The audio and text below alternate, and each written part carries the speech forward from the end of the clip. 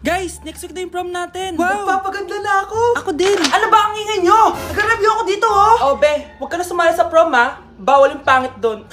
Ay, bawal ka pala dun, be? Che, pangit. Pangit ba talaga ako? Baka wala na mag-aya sa akin sa prom. Hi, miss. Pwede ba kita maging partner sa prom? Ako? Himala ata to. Matagal ko na siyang crush. Oo naman! Tabi. Nananaginip ka, tabi. Ako yung tinatanong niya, oh. Yes, palig ako maging partner mo. Ako dapat yung partner niya eh. Kawawa ka naman, be. Ayusin mo muna kasi yung mukha mo.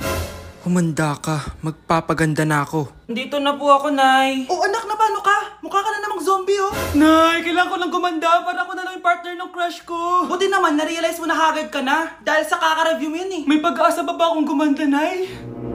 Nay, sumagot ka! Oo naman, may pag-asa ka pang gumanda, anak. Ito, gamitin mo. Gumanda ako dito. Garnier Vitamin C Serum yan. It can fade dark spots in just 3 days. So you can glow up and show up sa prom nyo. Buti na lang at di nag-attend ng prom si Scarlett. Si Scarlett ba yun? Ang ganda niya.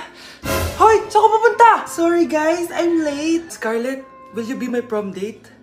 Sure. Sa kanya napunta yung date ko. Hindi pwede to. Oh, nandito ka pala. Akala ko bawal yung pangit dito.